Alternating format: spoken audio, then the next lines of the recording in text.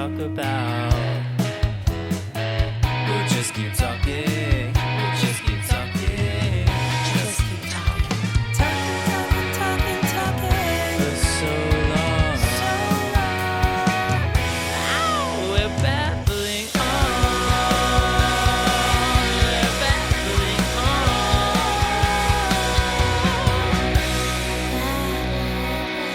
on. Cheers. Okay, dry January is officially broken. Okay, good morning, Babbles. Good morning. Today is the most special episode yet. I know I say that every time, but this time I really mean it. We're joined by the most incredible guest we've had yet. I mean, this is the most important person in the world to me, who gave birth to me. And she is just the most amazing person in the world and has been so inspiring and always believed in me and always triumphed over great obstacles and is the strongest, most beautiful, loving, intelligent, funny person I know. Please welcome my mom. Oh, honey, thank you. I'm so happy to be here. Oh, this is a dream come true for me, too. Thanks for doing this. Of course. This is so fun. I know. And all of my siblings are either here or on their way here to New York City right now. So it's just a really special time. And a lot of the siblings have never been here before to see me. So it's huge. It's going to be great. And they're finally coming of age, too. I know. So they won't be too bored with all of our adult things. Well, totally. I mean, we did just go to the M&M's store. We did. We went to Bergdorf Goodman. How is the trip going for you? It's great. And as we just started this podcast, I'm looking out the window of the Ace Hotel and the sun started shining. Oh, and it snowed today. I think that might be Dad saying hello. Oh, yeah. Dad is someone that we both are related to in different ways, of course.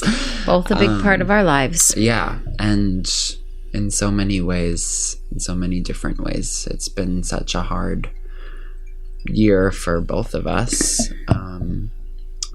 So anyway, before we get into the meat on this podcast, we always ask a question at the beginning, which is, who are you in the 8? And that's Carrie, Miranda, Samantha, Charlotte, Hannah, Jessa, Shoshana, Marnie, which I don't think you've seen, girls. Have you? I've seen it a couple times. Oh, you have? But I know who I am. We all know that I'm Charlotte. You're So let's just leave it at that. Yeah, it's a pretty straightforward answer for you. I look the most like her. You do look a lot like her. I'm definitely... And she's gorgeous, and so are you. Yeah, thank you.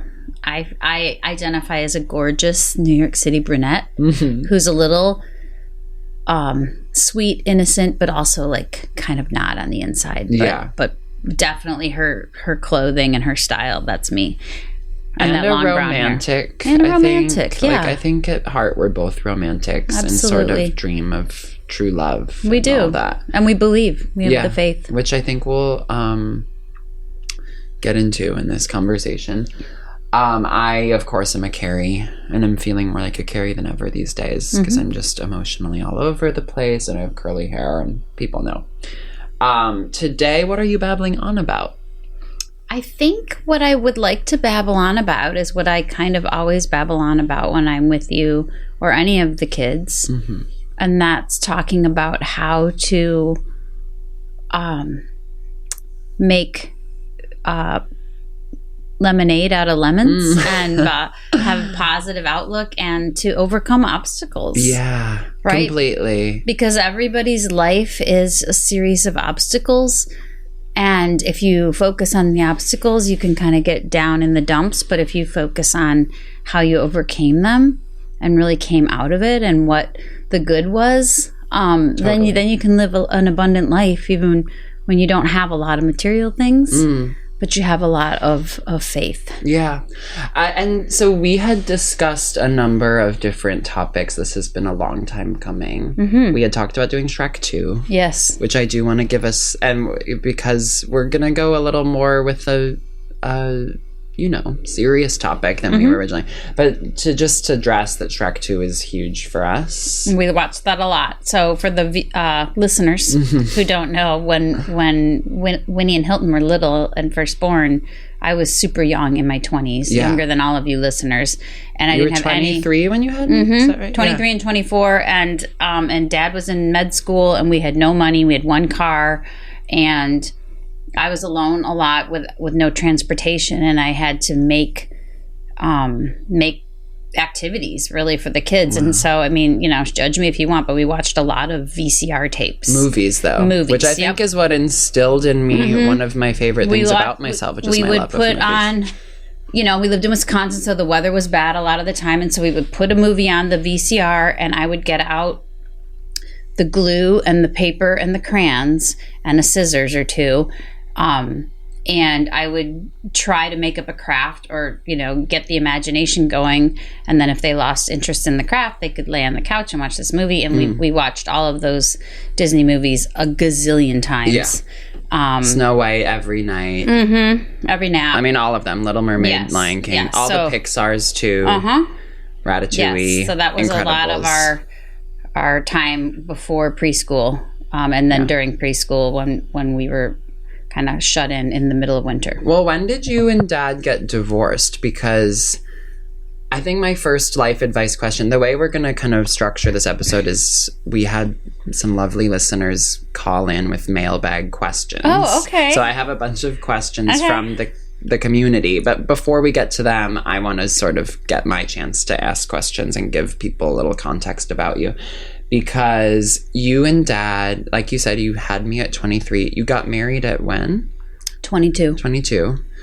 And you guys got divorced when I was 5? Yeah, right? We were divorced by the time I was 29. Okay, yeah. And so you had entered the workforce, though. How old were you when you did that? Like, because you were raising Winnie and I for a couple of years, like doing that full time, 2 kids, right? So I had you guys, and once Winnie was born, I decided to stay home, and it really wasn't because I was dying to be a stay-at-home mom. It was just because to put you in daycare was too expensive. I mean, Dad and I made like $19,000 a year. Yeah, and we couldn't afford the daycare, so I stayed home for a couple of years, and then while I was doing that, I went back to grad school and got my MBA. And put yourself through grad school? Because you were like working and then finishing grad school nights too, right? Nights were school. I took care of you guys during the day, and then I would...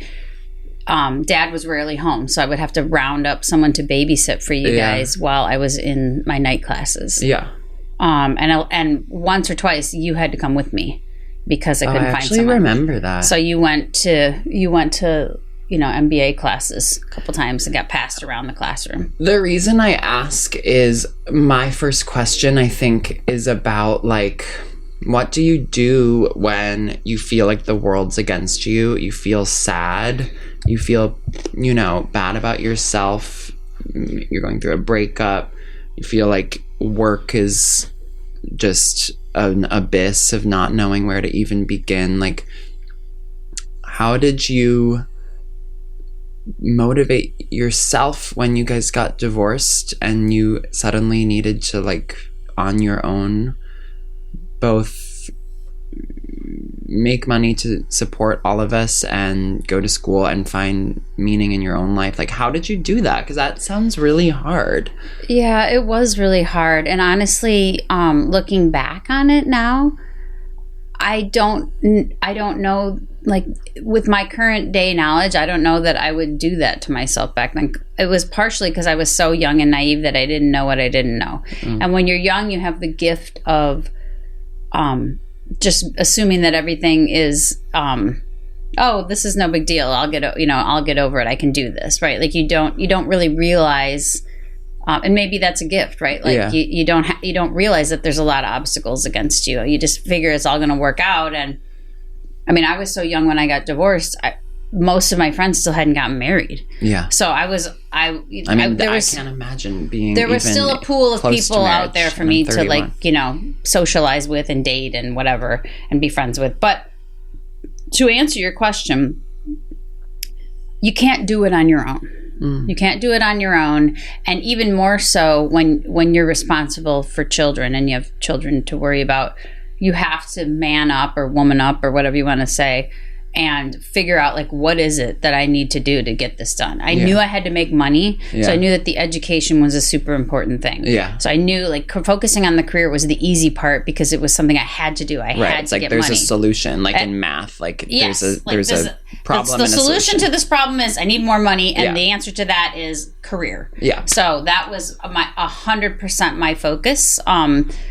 The only thing more important to me than that was you and Winnie, and making sure that you were okay. And I didn't know what I was doing. Yeah. I didn't have any role models. You know, my own father died by suicide when I was 8, and my mom was a train wreck and was addicted to pills and alcohol and was gone for days at a time, either physically gone away from the home when I was a child or gone, like she was passed out in her bed. So like there wasn't a lot of adult supervision or guidance. Yeah. And I knew as I got older and I had you guys that like I didn't know what to do. And some of the instincts that I had were not healthy. They were wrong. So I did what I did with everything in my life. I turned to education. If you educate yourself on any particular thing, that gives you power. And I knew that I didn't want to be the kind of parent that I had. And you guys were better than that. You deserved better than that. I deserved better than that. Yeah. I wanted to be a good mom. And so I took it upon myself to learn how to do it. Because there is a way. People know. So 2 things I did. Number 1, I surrounded myself with people who I thought were successful parents. And I asked them, like, how do you do this? How do you do this? So there was this one lady that I knew who was wife of someone who worked with Dad, and her kids were like 10 years older. So she had gone through everything already, and she was a huge just fountain of knowledge for me on parenting, right? But then even to get through like the toddler phase and just like the hard phases of parenting, I was blessed with Aunt Heidi. Yeah. So your dad's sister. Shout out to Aunt Heidi. Shout out to Aunt Heidi. Another curly-haired woman. She has a fro, just like you, and she is one of my absolute best friends. And she, at the time when you were young, was in grad school also at Marquette with me, but she was in for early childhood development. She was becoming a therapist.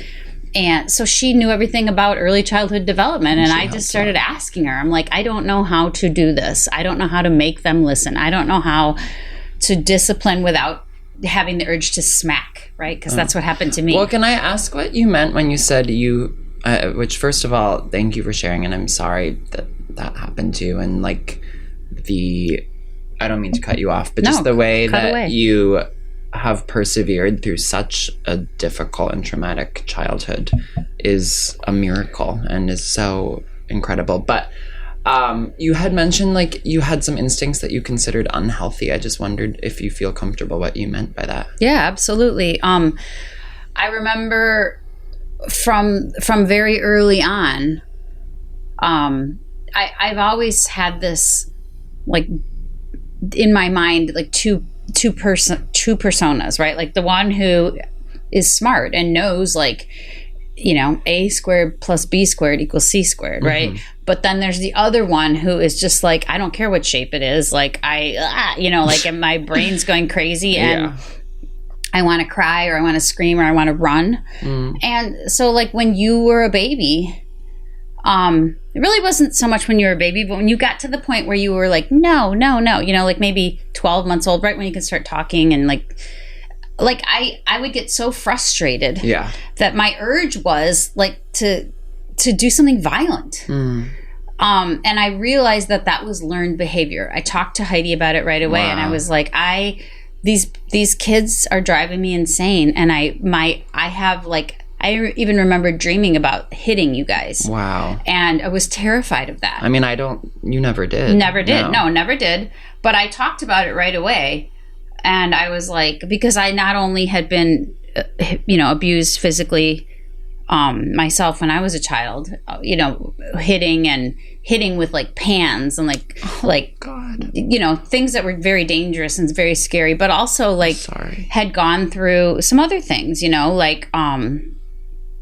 And you don't have to share anything you don't want to share. No, it's fine. You know, like just things that aren't healthy for kids, you know, psychological abuse, sexual abuse, things like that, that I thought, well, if I have the urge, when I lose control, my urge is to slap or to hit. I know that if I let my life spin out of control and I don't address that I don't even know what I'm doing and I have these 2 babies. Yeah. I don't want to, I need to break the cycle. I want to break the cycle. And I'm not going to do it if I can't do it, right? Like I have to get myself out of the situation. And I remember just confessing. How do you mean by that? Like give up your children? Or something. I didn't know. I was just like, check myself into like a mental hospital. Yeah. I mean, I didn't know what to do. I was really overwhelmed. Yeah. Like when you have a child, even if everything's been great, it's overwhelming. I mean, I can't imagine. And I was so in love with you guys, and you know that, and I'm so proud. And so like, yeah, I mean, it always felt that way. Yeah. I actually didn't know that you like struggled in that way. I had the postpartum depression, you know, which people were just starting to talk about. And that's natural. But then I also had all this other baggage, and I was like, oh my God, like when you really sit there and think about it, like how could I possibly have expected to be a good mom when I had this terrible childhood? Like it doesn't come naturally. Yeah. It does not come naturally. So I had confessed all that to Heidi. I remember one night we were sitting up late talking about it because she was over trying to help me get you to sleep through the night. Yeah. You were crying and I was like, I can't do this anymore. Like, how do I get this kid to sleep through the night? I'm so tired. And she's like, I'll come sleep over and I'll take care of it. She's like, you just go out in the yard, put like in the backyard. It was summertime, right? Because you were born in November. You were like 6 months old. So it was like July. Yeah. And I went out in the yard. I put these headphones on that she brought over, and I was like listening to like my what were you listening to? The Smiths, the Smiths or the Cures or something. Just like vegging out in my yard, thinking like, what have I done? I'm like 22 years old. I can't get my shit together.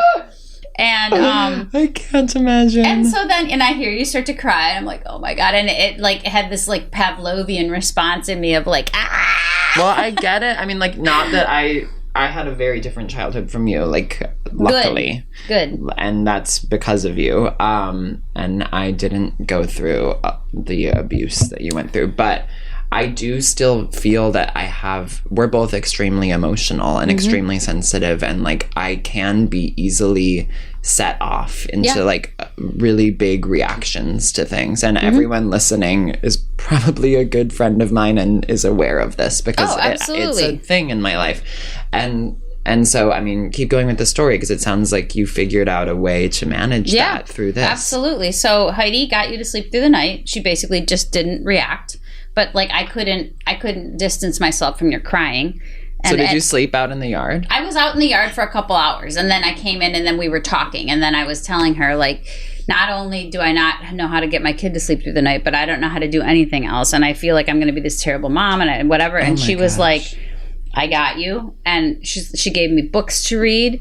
She started teaching me about like being able to address conflict without letting my emotions get involved, right? Like to step back and just be very calm. And like, you know, if you exude calm and confidence, then your kid will automatically adopt that versus the drama, right? Wow. And you don't ever have to raise your hand to someone. You don't ever have to lose control when you're in a fight. You know, and she taught me all these things. So like deep breaths, right? Calm yourself down and then use your words. Always be able to explain, this is for the kid part, right? What the cause is and what the consequence is going to be if they don't listen. And then it's a gentle consequence that you can enforce. And then you have to enforce it. Yeah. And I swear to you, when you were a child, I think you threw a tantrum at me one time.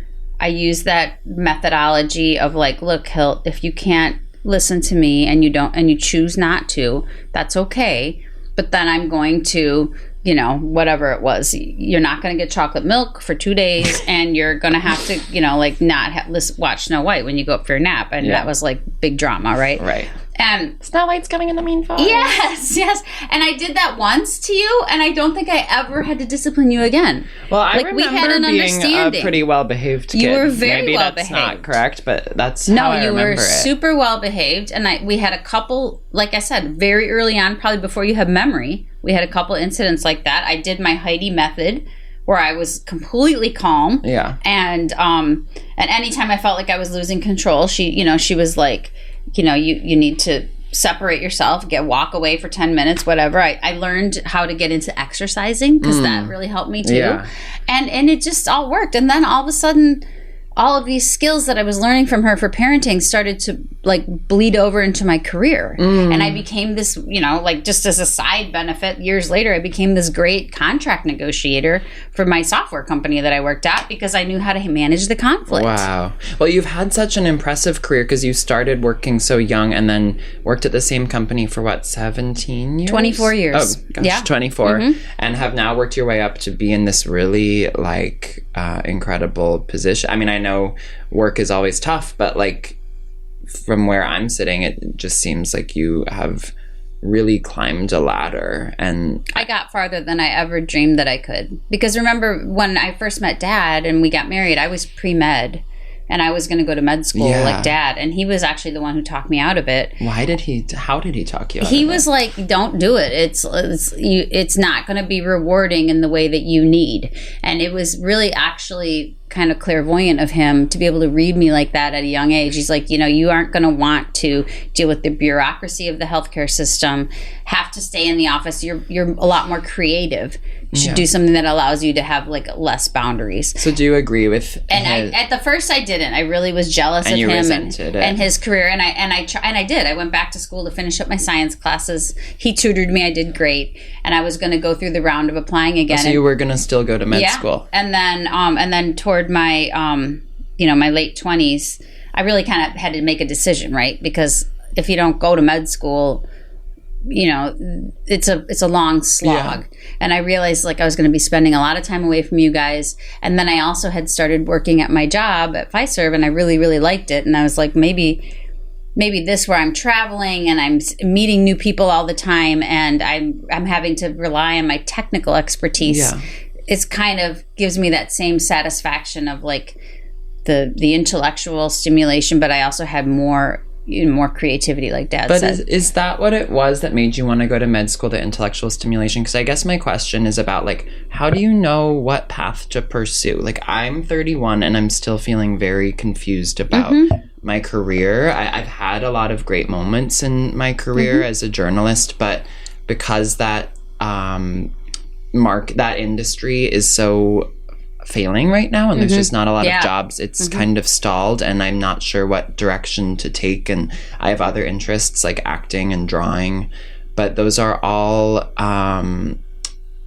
creative fields are harder to build a career in. And I'm at a crossroads where I'm like, I really want to be comfortable and I want to work towards a career, and I don't want to struggle financially the way I have in my 20s moving forward. But I'm not sure, like, how do you know what's the right path to do? And how did you, because so with medical school, was it that you wanted to help people, or was it that it was intellectually stimulating? And then how did you find, and were you able to find like purpose in the path you chose, or are you still searching for that? Well, I think like for me, it was so easy. The direction at the beginning was so easy because I had to make money. Yeah. I had found myself in the situation where I had a crazy husband who was overspending, so I needed to make money then. And then when we wound up splitting up and divorcing, he didn't help me at all. And I had to start from the ground up. And I knew the lifestyle that I wanted to live, and I knew what I wanted to give you and Winnie. So I had to work my ass off. Yeah. So I think the decision was made for me early on that I had to become I had to get into corporate America and find the job that paid the most money. And so when I had first decided I wanted to be a doctor, it was because I really had an interest in science. And everybody kind of pushed me that direction because I was really good in school. Yeah. But you got a perfect score on your ACT. Yes. It should be noted, which is like a huge deal. But back in those days, right, this was like I graduated high school in 1987. there wasn't like, oh, social media and all these things that you can research and figure out what would be the best career for me. There was none of that. Right. So it was like, you're good in science, you're a really smart student, you'd be great in med school. And I was kind of pushed that way from every adult that I ever met.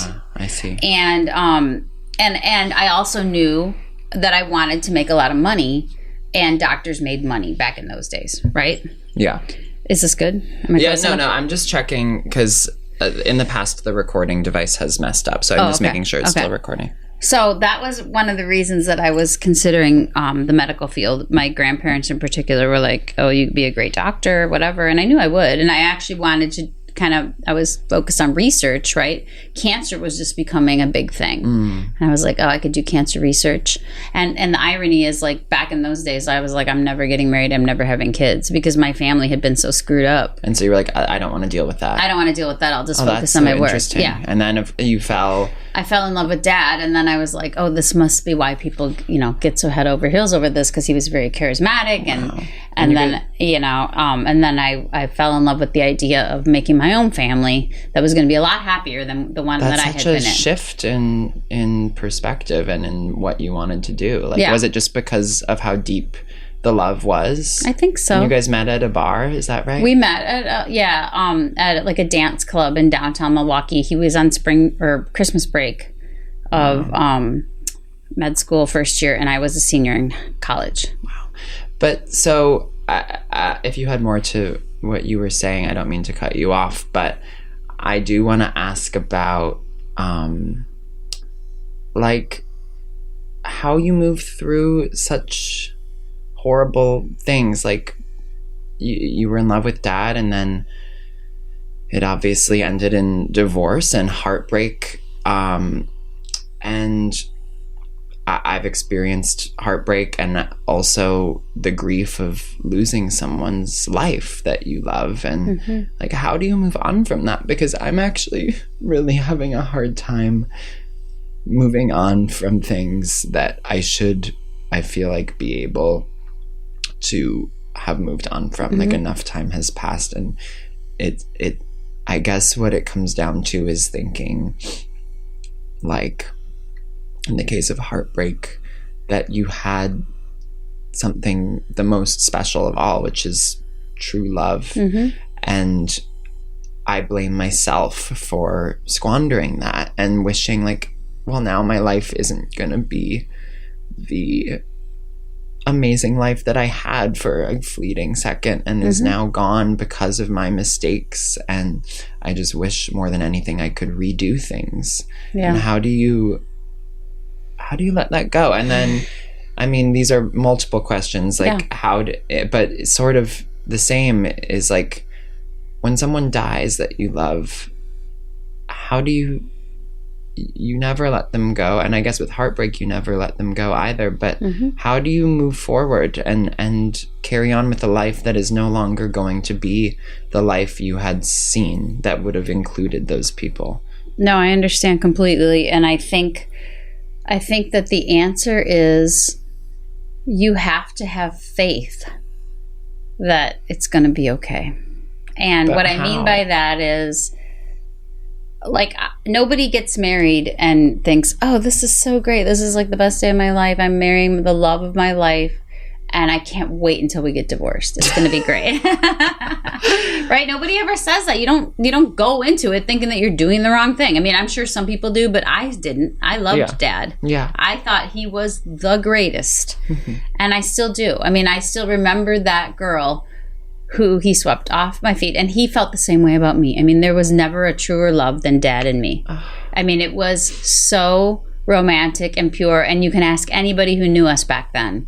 It was like, when we wound up divorcing, people were shocked, but I mean, they weren't, because Dad was a little crazy, but they couldn't believe it. The people who had been with me from the start and had seen the evolution of it. I mean, Dad was a love bomber. He's a narcissist love bomber who I never felt like anyone loved me more than Dad did, right? But I also, really struggled at the end of that relationship because Dad was losing it, right? But so I guess my point is, I never thought that anybody could be more in love than Dad and me. And then when I realized that I had to get away, that he was never going to change, and that I needed to protect you and Winnie from him, my heart was so broken. I can't even describe it. I know your heart is broken. Babbling. Mine was, I had 2 children with this man. I was devastated that I had to do this, but I knew that I had made a promise to myself when I was a little girl and I was being abused by my own father. And I remember thinking, when I am old enough to get away from someone who's abusive, or I will never let myself be in this position again. I don't care if I have to live alone on a mountain, in the middle of nowhere in isolation. I'm never going to let anybody hurt me again. And I'm certainly, once you guys were born, not going to let anybody hurt my children.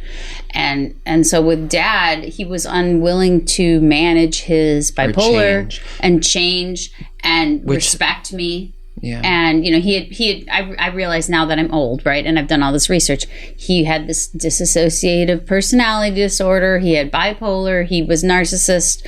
He had parents who completely were almost fake. Like, they didn't do any of the work. They never talked to him. He didn't have any of the skills he needed, but he also wasn't willing to do the work to change. Okay. So that's how do you change? Because many of us have different mental illnesses. So is it about, you just have to be willing to look at yourself and be open to the diagnoses and be willing to work on it and change? And when you say work on it, what does that really mean? Well, in his case, therapy and admitting that I do these things and I have these issues.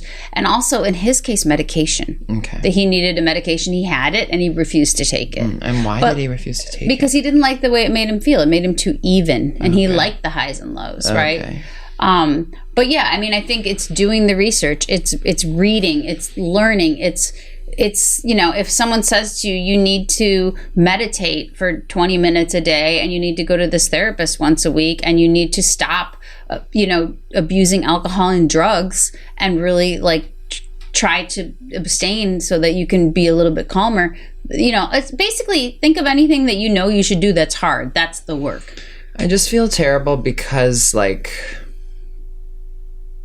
I feel like I'm Dad in that way. I didn't want to work on myself, and because of that I ruined something. Right. But how do I forgive myself, and how do I possibly you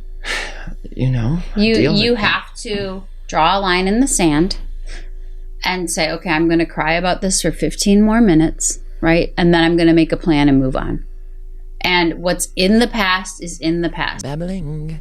Whenever you have those thoughts come into your head, and for the listeners, that's anybody who has any bad thought, which is all of us every day, right? And we should address bad thoughts is something we've long talked about, which is self-hating or irrational obsessive. I've struggled for a long time with OCD manifesting and obsessive bad thoughts. Bad thoughts about just things you don't even like to discuss, right? But we all know what they are. When those come in, then you automatically redirect to your happy place. So whatever that is, a field of daisies, looking out over the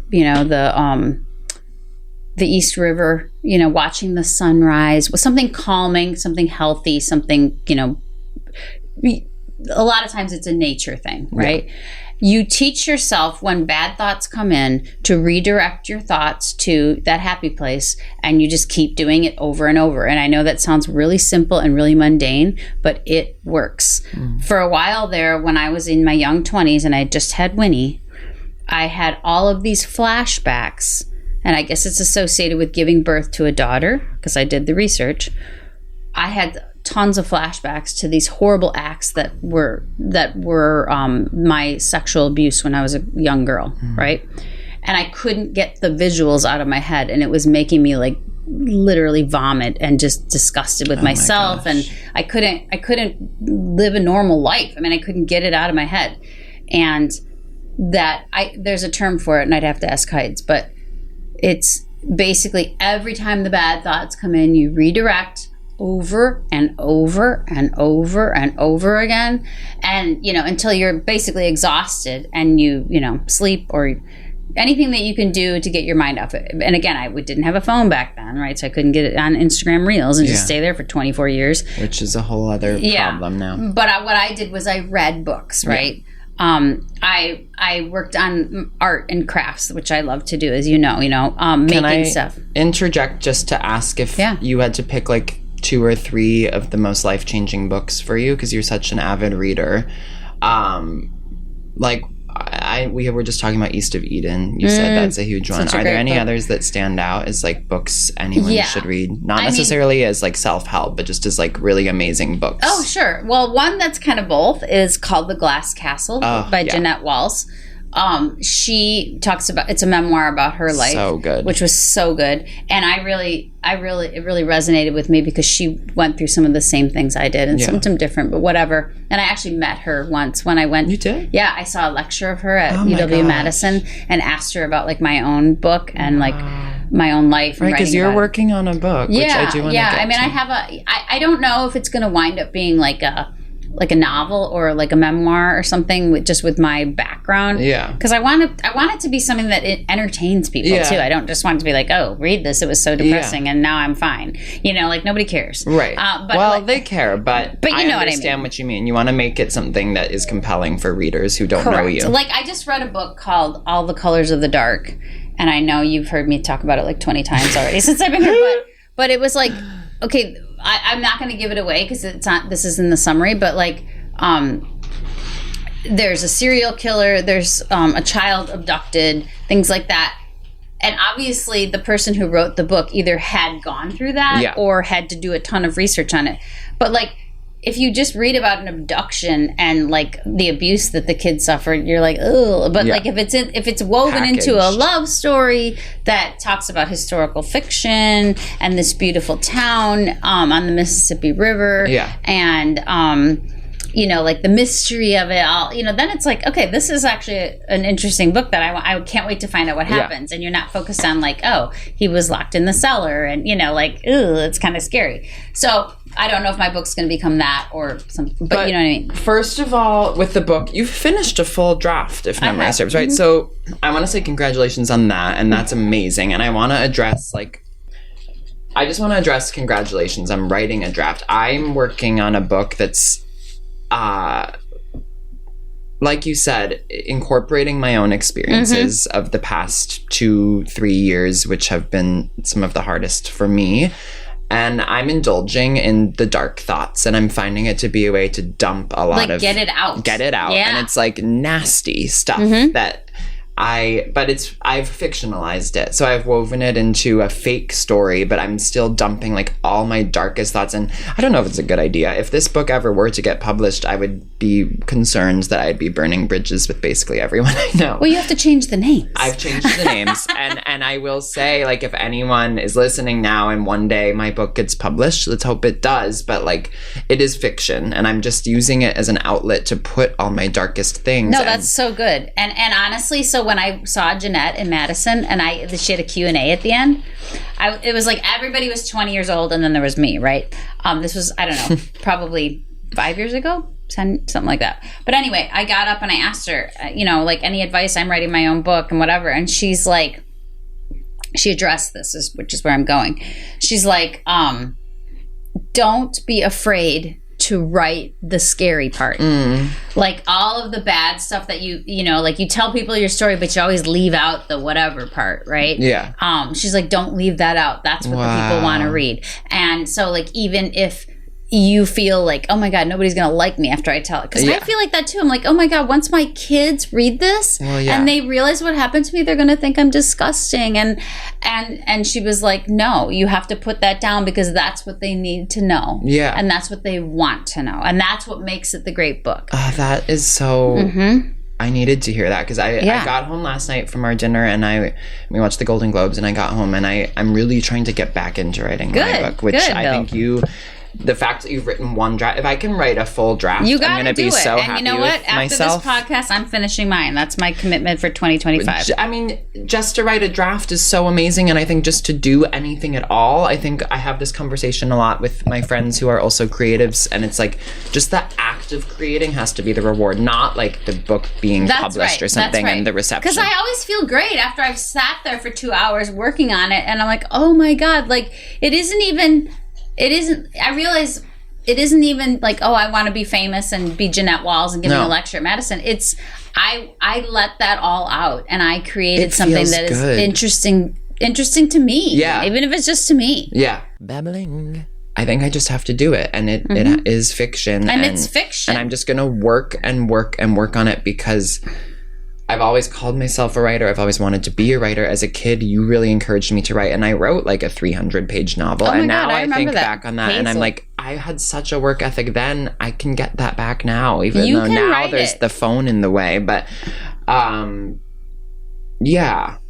So, okay, one more plug for my other book, All the Colors of the Dark. I'm sorry, no. This one is Thursday Night Mystery or Murder Club. At the end, there's a Q&A with the author, and he talks about this kind of stuff too, about like how you want to make something that you would want to read. So, right, but you're drawing on your own experiences. And he was talking about like how he's a British guy, and he was like, I started out lower class, and now I'm, I've had tons of success, so I have a lot of money. I'm like in a different class. And he's like, and I was so afraid that my lower class family, because the class system in the UK, right, and British, whatever. Like, he's like, I was afraid they weren't going to like me anymore, because I was talking like an educated person and writing like an educated person versus like the slang that he had grown up, So it's similar to what you're talking about, not exactly the same, but like, and he's like, then I had to realize like, I need to get over that. Like, this is a creative process. This is all fiction, and I can do whatever I want, right? Like, I wrote a book. Rules. Yeah. And that's right. That there are no rules. Everything that you have inside you is what makes you a great author, and you have to put it down on paper. And you too. And I know, because you've worked in, corporate America for so long, and been a mother and had so many other things, and been taking care of people your whole life, your brothers. And I think the thing is, you have to do stuff for yourself. And this is going to come up in some of the mailbag questions that we'll start getting to soon. Yeah. Is being selfish sometimes, and being okay indulging in your own desires and passions. Right. And I used to think it was selfish, but now I realize it's called boundaries.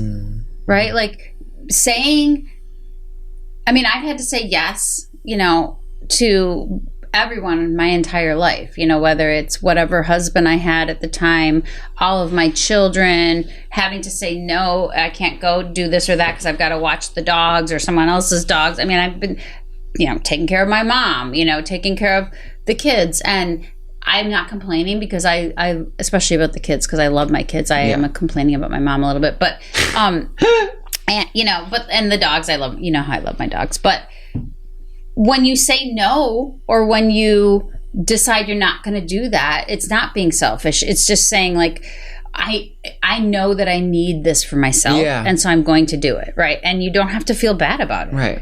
And I think that is a beautiful thing about aging, is that the older you get, you realize, I need to do this for myself. It's a boundary, and I don't really care. Yeah. When you're your age, you still care what everyone thinks a lot. And so that's... I mean, even recording this, like, Lane, my brother, who's in bed with us right now, wanted to go thrifting, but I was like, I really want to do this, and I think it will be important, and so I was like, I'm going to do this. And ultimately, we will take Lane thrifting, and he'll be fine.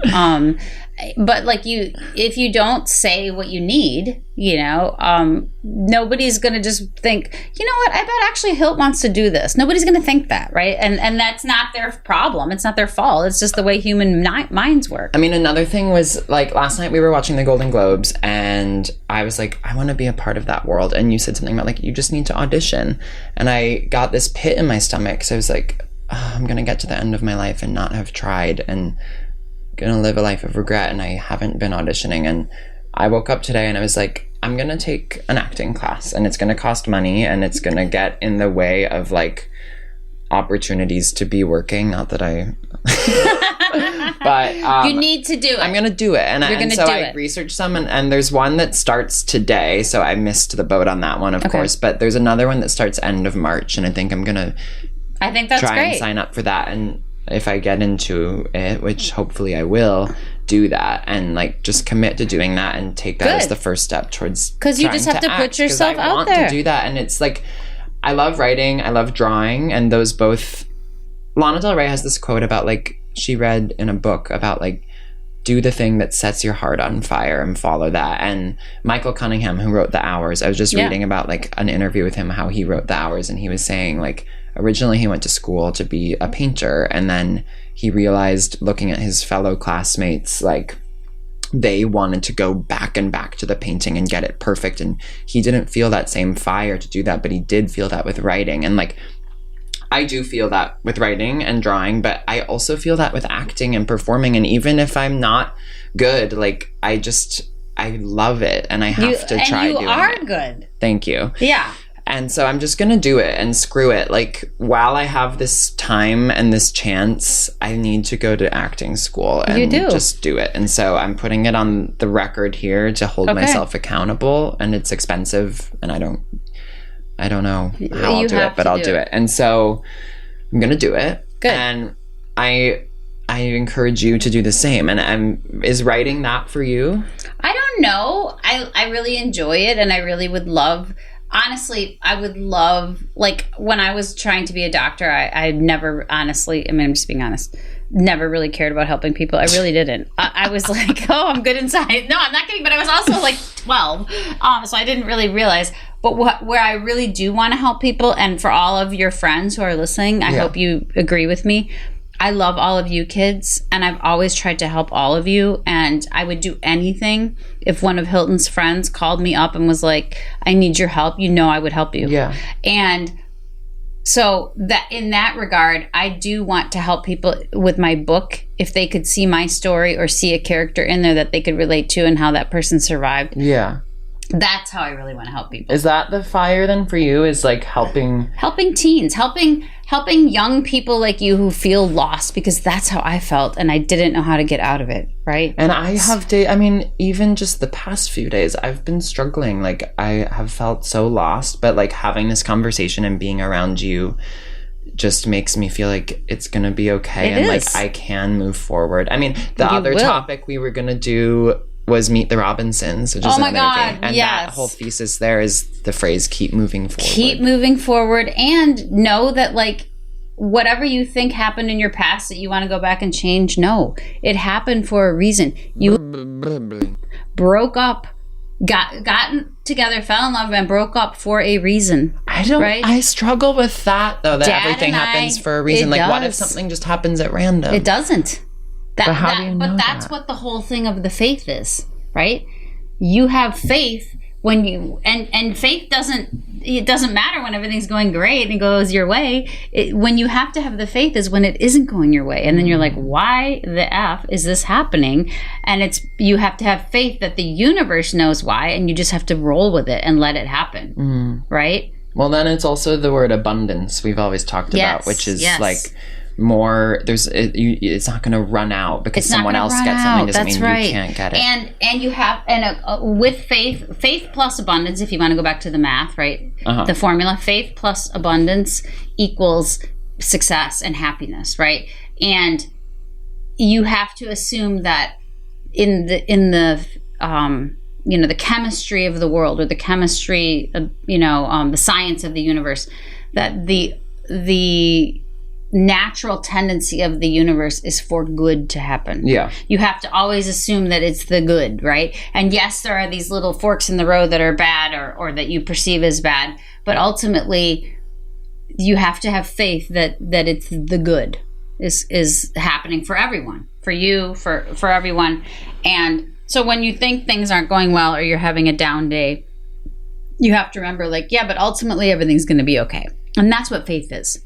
That's so hard to do. It is very hard, but that's what, when you had the questions you had asked earlier that maybe we didn't even answer, but that's ultimately what the advice is.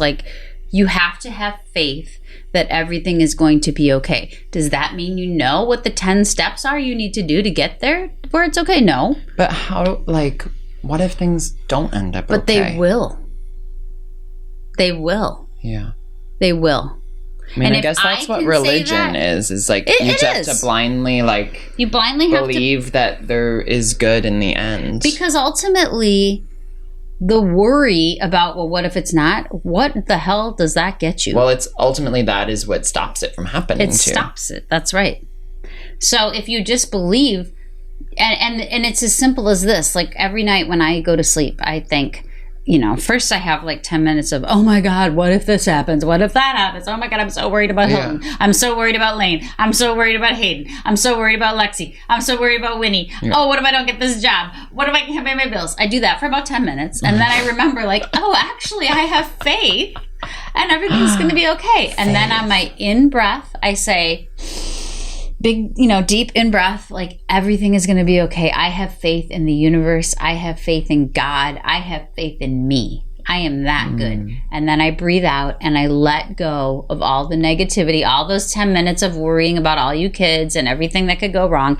And I let that go because I'm like, that's not going to happen. Yeah. So I'm not going to give that any more energy. And then I breathe in the good. I have the faith and I let it go. But I guess my point in telling you about the 10 minutes is everybody doubts. Yeah. And you always hear that from everyone. That's okay. Then you just have to take it back to the faith equation, right? Yeah. I do want to clarify that, like, we've never been religious and we've never grown up with any religion, which I've always admired that we were able to think outside of an organized religion as a family. Yeah. Not that there's any problem with doing that, but like when you say God, for me, don't mean... No. And I have become more spiritual as I've grown older because I never liked...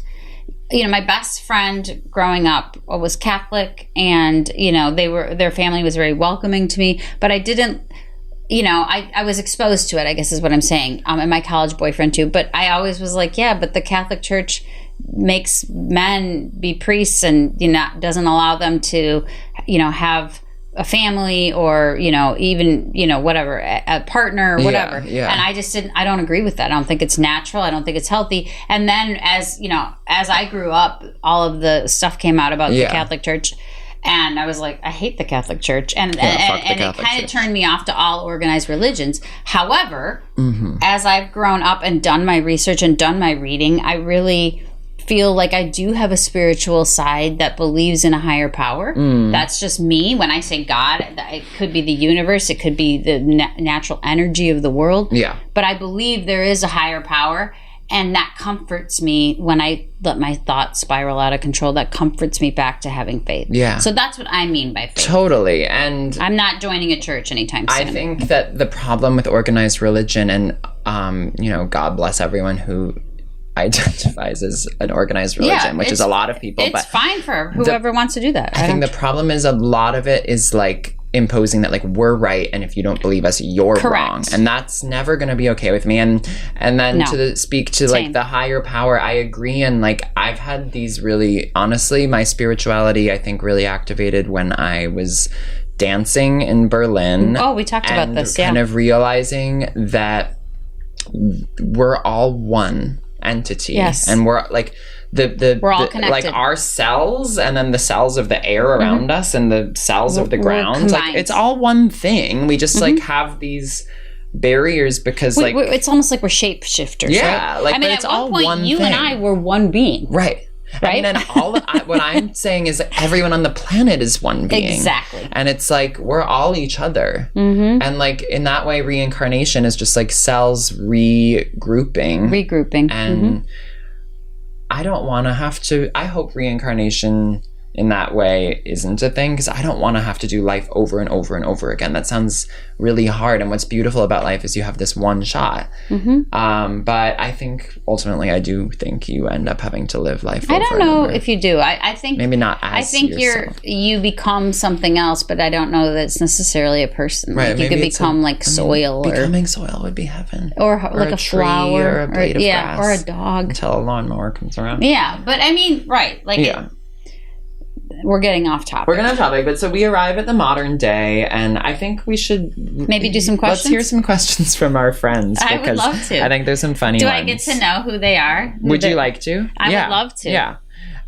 So there's some, and let's do this one first. This is from a dear friend of the pod, Misha Lambert.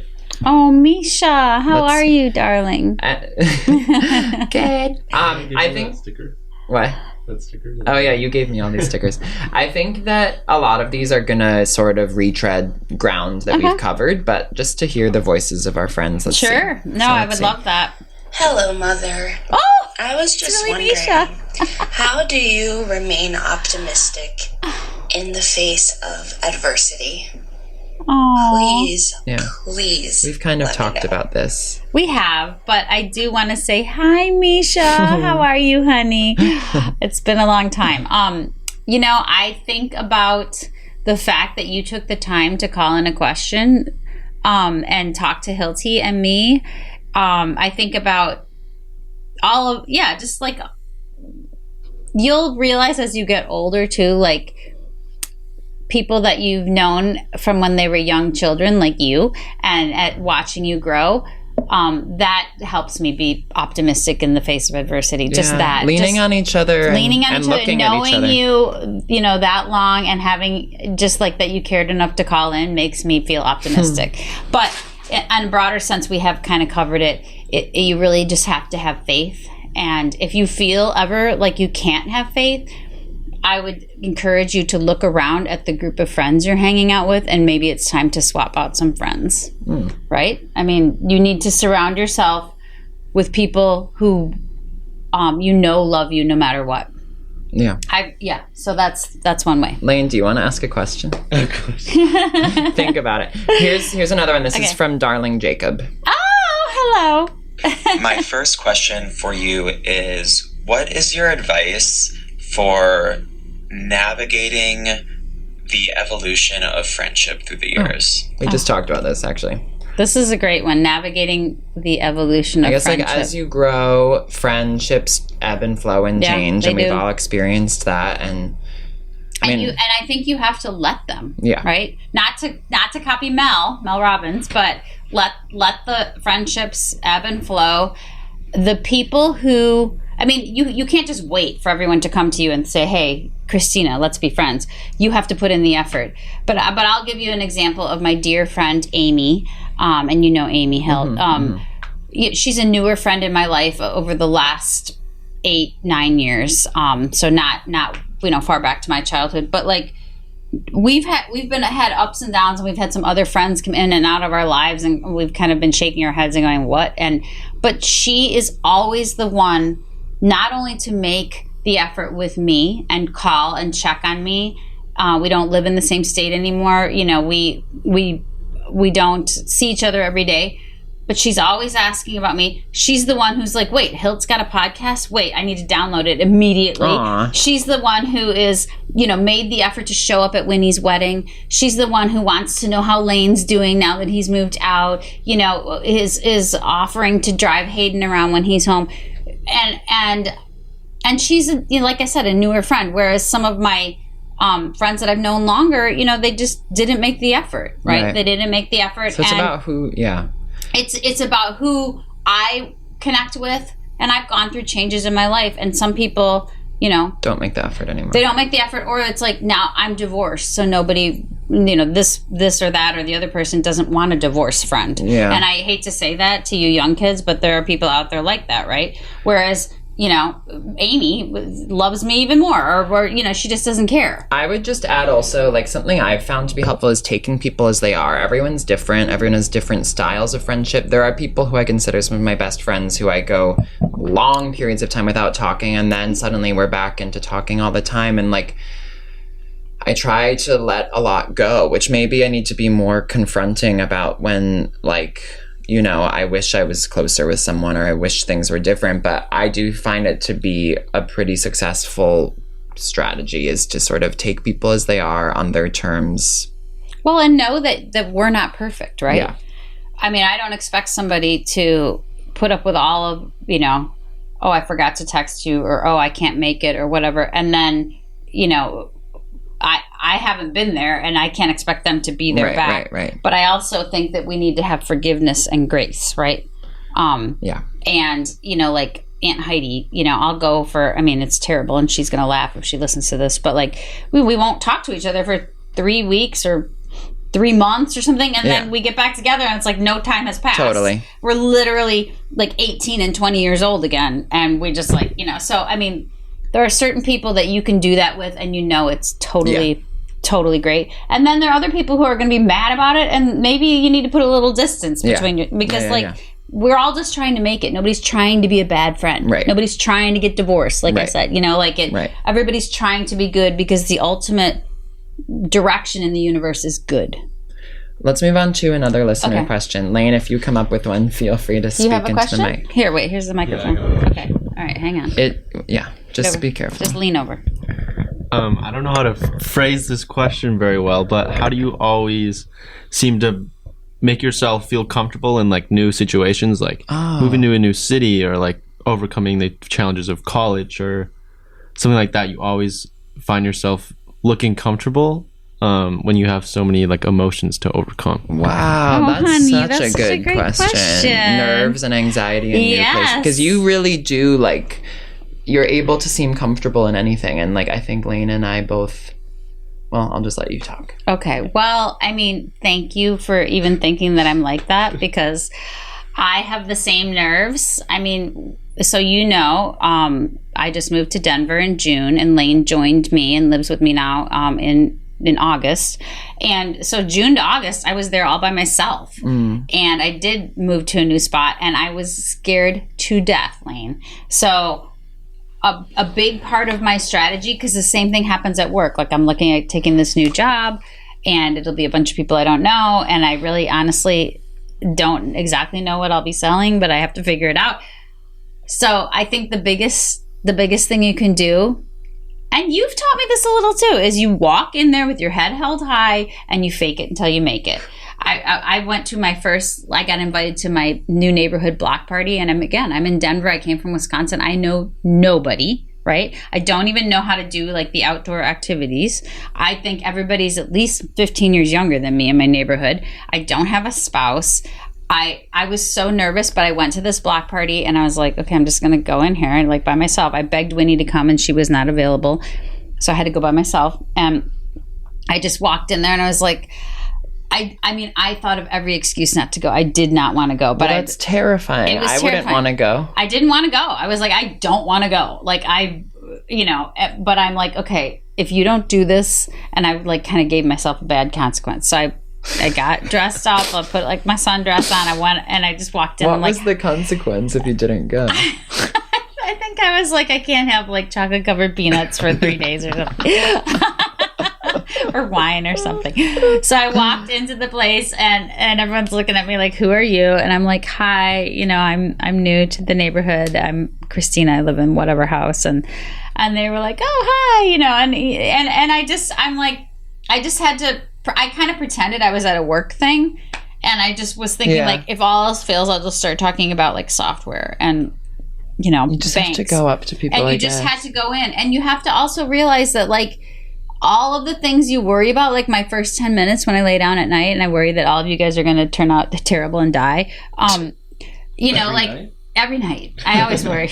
None of that ever happens. Yeah. Right? So it's really like, it's yourself. It's like that negative part of yourself that wants to hold you back, and you need to just make it a habit of like ignoring that little voice and knowing like, actually, I'm awesome, and why wouldn't someone want to be friends with me? I'll say too, I recently was at a movie with my friend and these two friends of his who are like the hottest gay guys in the world, like literally supermodels and like really cool. And I was dreading the movie ending and having to like talk in the lobby of the theater to them because I was like, I can't do this. Like they're way too cool. And sometimes like the really hot gays are mean. Yeah. But so I said to myself, I was literally sitting in the movie, which was boring as hell. So I was thinking about this the whole movie, and I was like, I'm going to do a social experiment with myself, which is I'm just going to see what it's like. It's going to be an acting challenge. Like, what if I just pretended I was like the most confident possible that I could be, and just like did that for the 10 minutes I will have to interact with these people. Fake it till you make it. And it sounds cliche, but I went and I did it, and it went really well. And the gay guys invited me to a party and like messaged me on Instagram, and I was like, holy shit. And I also remember doing that with like work, with interviewing celebrities, or with being at work events where I know nobody and walking up to people and just being like, hi, or just like, faking it. You fake it. And actually, it's so funny that you say that, because I have been interviewing a lot for jobs lately because I'm really looking to change jobs. And every time before I get on, I mean, obviously I make sure, because these are all like Zoom interviews, right? Yeah. I make sure I have like a good sport coat on and my makeup and whatever. I don't look too old. And I get on there. But then like I'm like, deep breath in, and then I like plaster the smile on my face, and I always say to myself, like, I am acting like the most positive person ever. I am the most positive person ever. Yeah. I am, and I say that to myself like 10 times, and then I get on and I smile and I laugh at their stupid jokes, and I'm like, yeah, you know, and try to. The more small talk you can engage in during an interview, the more they're going to like you, right? And so it's what you guys said. It's acting. Yeah, it's acting. You're like evil cop from the Lego movie. Oh shit, we need to get to the Lego store. That is not a want, but a need. Speaking of looking good, here's another question from Tati, who we're about to go to her house for dinner. Yeah. She says, and another based in vanity. I have been seeing an unmistakable youthful glow about you, and I know that, I mean, by sort of New York City child standards, you are a very young parent. I'm not sure quite how old you are, but it's giving 40s. Queen. Oh, girl. And I would say 30s. You to tell the girls, like, how are you doing that? How are you remaining in your 40s? I think that by that, which first of all, 30s. Amazing. I think Tati would go with me and say she meant to even say 30s. I'll take 40s. I think she was asking, or I'm asking, my like, child is 31. Skincare routine, like, how do you, because you do look so young. Oh my God, I love you guys. Okay, it was all worth it just for this. So, I think moving to Denver has made me healthier.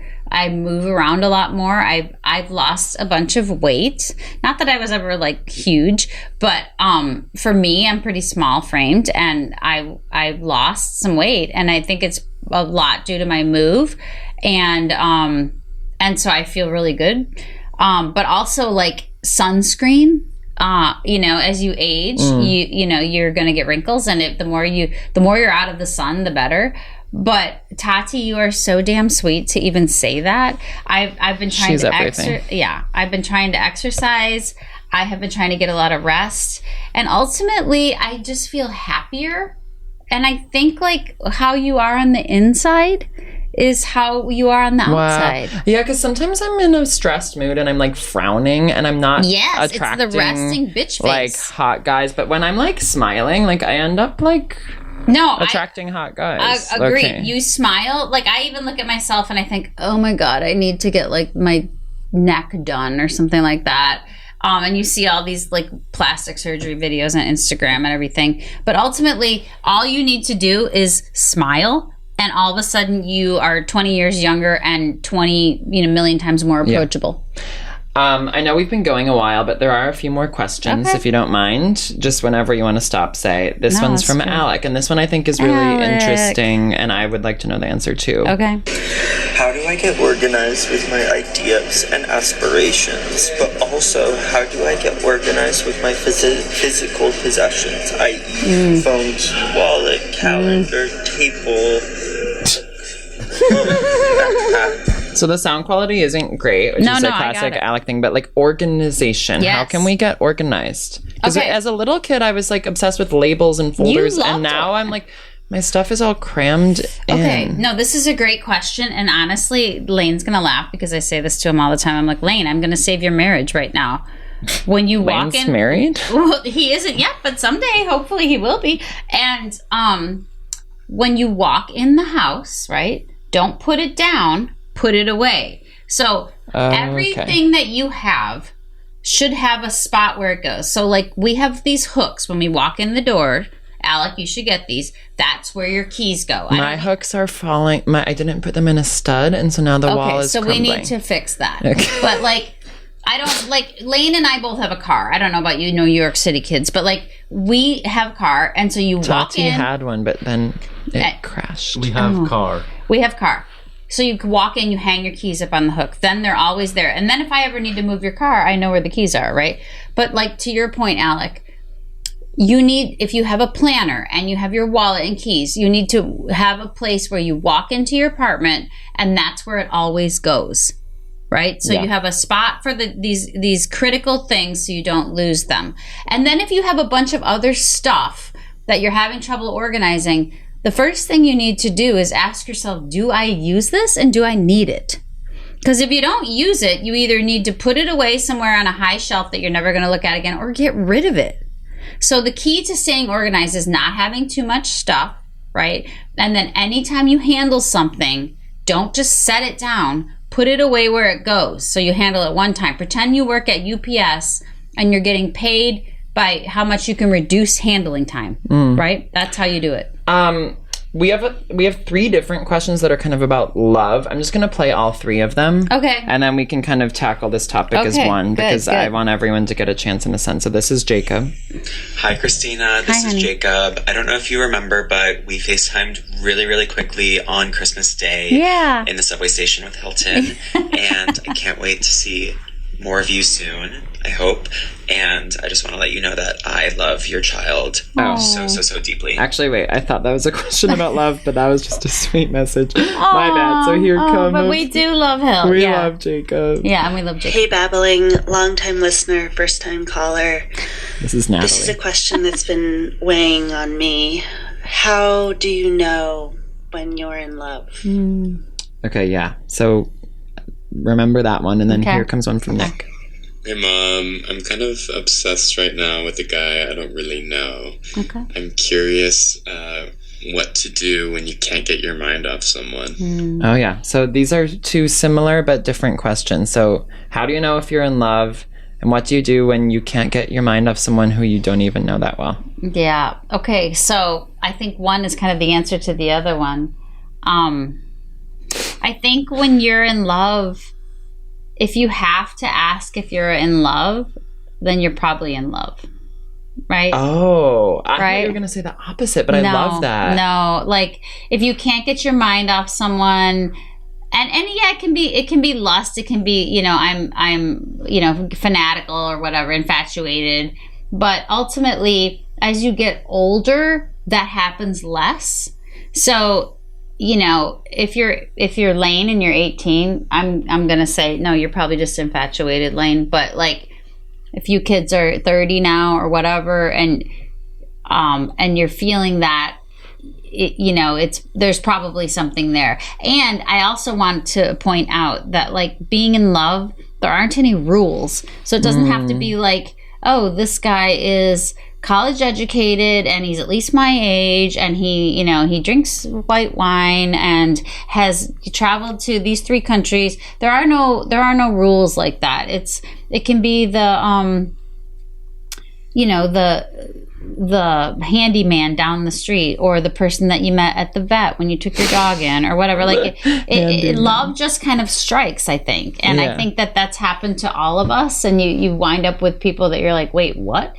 So I guess I would say like to Natalie, like if you're thinking that you're in love, then you're in love. Then you probably are. And if you think that you are, or you're not sure, and then you say that you are, and you're like, then you're not. Yeah. Right? Like, I think your gut knows is my point. Knows. And what about for Nick with like, there's someone, I feel like. I don't know. I think that if the person you can't get off your mind, you have to go out there and pursue and find out. You have to get the data. Yeah. Right? But I think like those feelings, unless you're in like some weird depressive state or, like something horrible has happened and you're trying to escape it, which I know that you're fine, Nick. So, but follow your gut. Follow your gut. Follow your gut. Yeah, absolutely. Your gut knows. Your gut knows and won't steer you wrong. Yeah. And even if you do end up like feeling like you made a mistake, it still was right because you followed your gut, I think. That's right. Well, and because that's part of your path. Yeah. You have to have faith that it's all going to turn out okay. Who's got their phone on sound? It's not me. It's you, bro. Is it? Mm-hmm. Oh, would you mind silencing it for her? Okay, let's just rapid fire through a couple more of these, and then we'll be done. But this one is just a different sector altogether. It's from Drew. Hi, Christina the Queen. I hope you're wonderful. I have a very important question for you that I'm hoping you can answer. Okay. I'm kind of new to investing my money, and I'm trying to make more this year. Okay. Do you have any advice for someone who's new to investing, etc., on how to make as much money as possible. Thank you. Love you. Oh my God, Drew! Someone's what a phone. great. Maybe just close her laptop. Yeah, it's not. 'Cause it's not dinging. me. It's not my phone. My phone's on silent. How do Drew, you invest? No, this is such a good question. And the ultimate way to making money on investments is compound interest. So you guys all have. Can you help me Yeah, later on this of trip course. with like investing some money? All you need to do, since you guys are young, is open up an IRA, which is an individual retirement account. I would probably go to Vanguard. I would pick the target fund like 30 years from now, which is when you guys will retire, right? And Vanguard is the place to start. yeah, so what is it? 2025 plus 30 is 2055. So target retirement 2055 fund, and just start putting, open up the account and then start putting away, whatever you can a month, even if it's $50, guys, right? Because ultimately it will turn into millions by the time you retire if you continue to add every month. And as you make more money, or you have an extra chunk of a couple hundred or 1,000 or whatever, you get money for Christmas, then put it in that fund and it will sit there making money. You won't be paying any taxes on it until you withdraw. And that's how you make money. Okay. You don't make money putting something in a stock and hoping it goes up and then taking it out. You put it in a fund that is has very low fees or no fees, and you just let it sit there for 30 years, and that's how you're going to have money to retire. Especially all of you entertainment people who don't have the employer 401k with the match and everything. That's what you need to do. So we have several more questions. I think we're probably getting close to wrap up time. Okay. But You're also going to edit though, right? So you can cut stuff out if I rambled on. no, I don't think you rambled at all. Oh, okay. I mean, I can edit, but I don't want to cut any of this because I think it's Okay. brilliant. But I Yeah. just want to, should I just go through these? Just pick one. Close your eyes and pick one. All right, let's do Let's do this three more one. or two more. Okay, 3 more.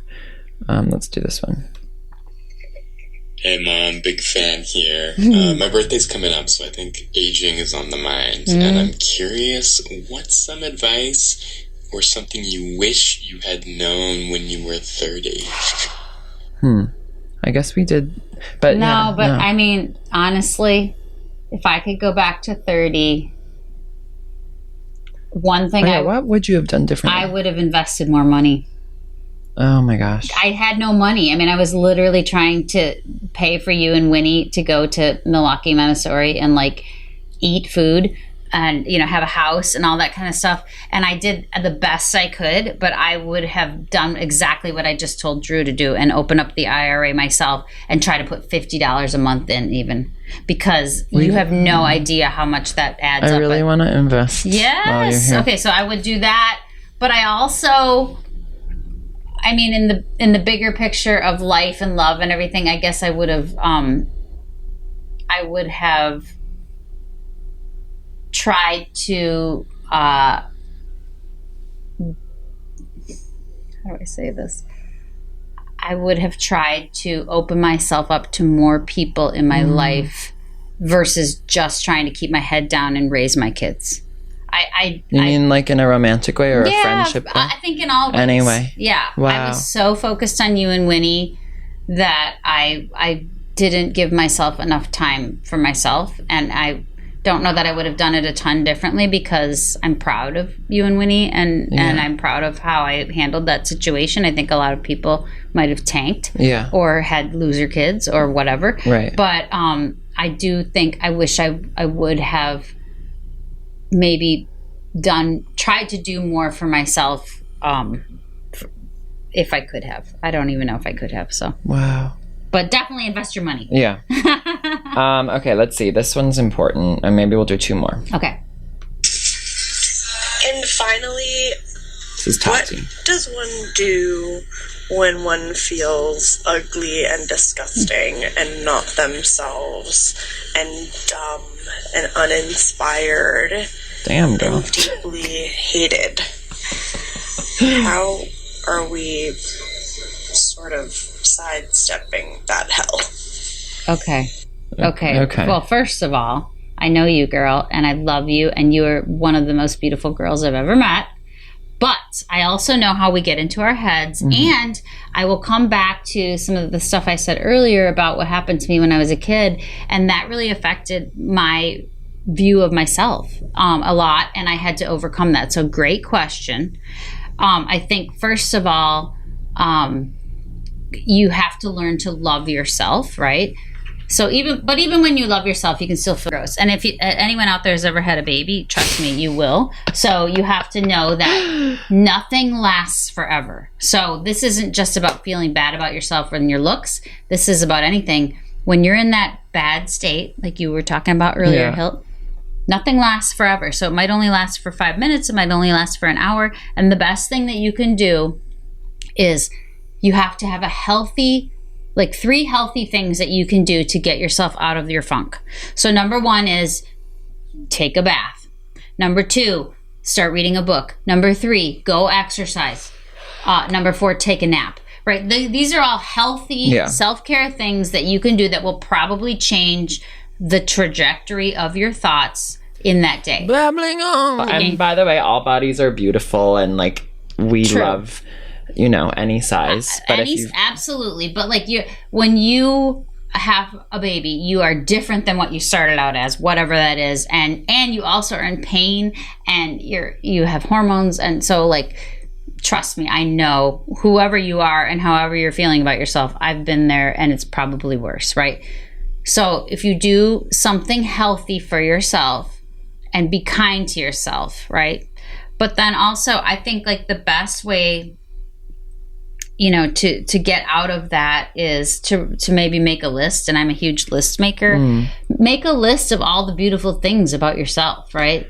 Is this related to, like, I wanted to ask, like, you have to love yourself before you can love someone else, is what you always hear. And like, how do you do that? Is that the same sort of thing? Or, I mean, that's kind of all that we've talked about this whole time. Loving yourself is, the more you love yourself, to put it into like terms you can understand, Hilt, the more you love yourself, the fewer bad thoughts you'll have.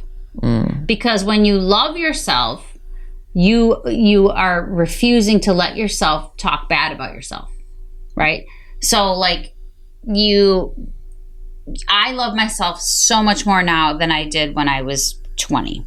Say, remember when I told you about Heidi teaching me to redirect the thoughts? My thoughts were so bad 23 hours a day that I wished I could become a drug addict so I could escape it. And it was the way that you redirected was by these methods of, and going to therapy. So I would read. Anytime these bad like flashbacks that I had to my childhood would come on, I would redirect to the sunrise, the waves on the beach.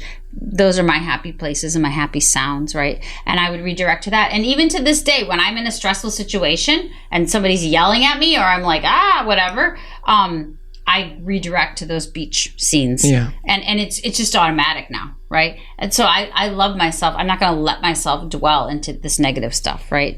And so that's what loving yourself is self-care, is not believing the negative chants inside your head, and knowing that you are good enough just the way you are, and so you don't have to listen to that. It's like I'm drawing a blank here, but there's a movie that has a visual of it. But so if you think of it, we can add it in. Life is a constant battle of that little voice in your head, right? And eventually, when you're really good at loving yourself, the little voice inside your head is 51% nicer than the 49% mean. I mean, it never gets perfect. But you get better.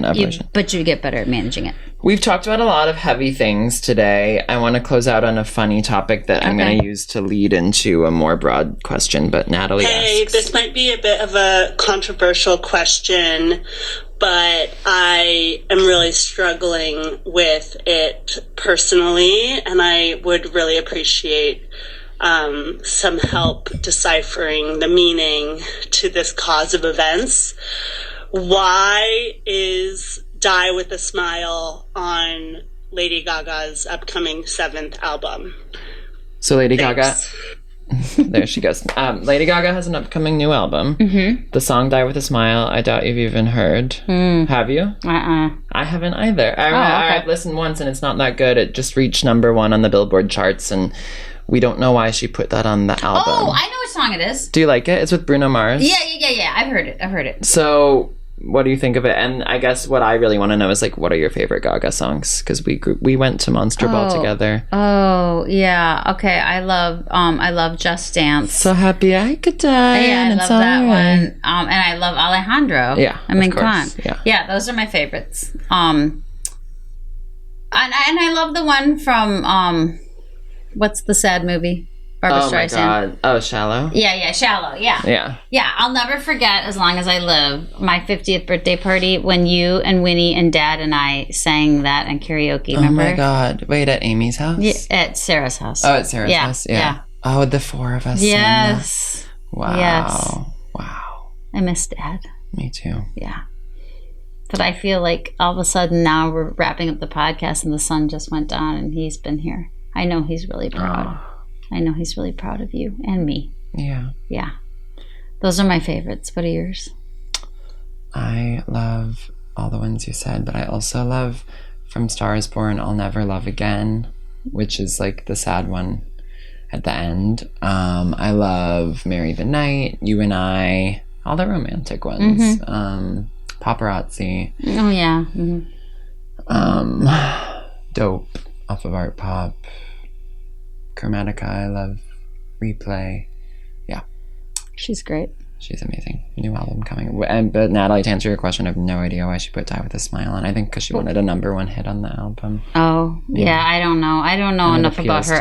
Yeah. It does appeal to the masses. And it's got Bruno Mars. Who I don't love. But I do love Uptown Funk. But he's really good at dancing. That's true. And I mean...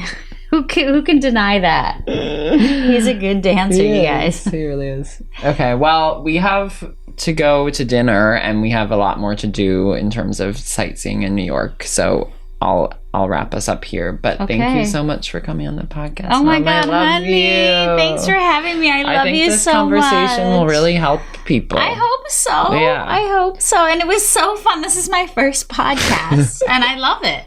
I think it is like the most special episode yet by far. I want to be a podcaster now. You should. Yeah. Okay, love you. I'm gonna hit stop. Okay. Bye everyone. Bye, Babblers. Bye. Love you guys. Love you. Bye. I'm gonna talk about all the things that I wanna talk about. We'll just keep talking. We'll just keep talking. Just keep talking. Talking. For so long. Oh, we're babbling on. We're babbling on.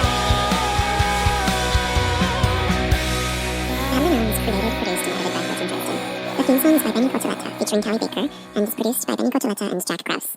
The artwork is by Hilton Dresden. Audio consultation from Kenzie Woodrow and Dallas Seeker. Special thanks to Alec Cohen, Natalie Rotter-Waitman, Molly Montgomery, Nick Krause, and to everyone who has subscribed to Babbling On the Substack and refused to shut the fuck up.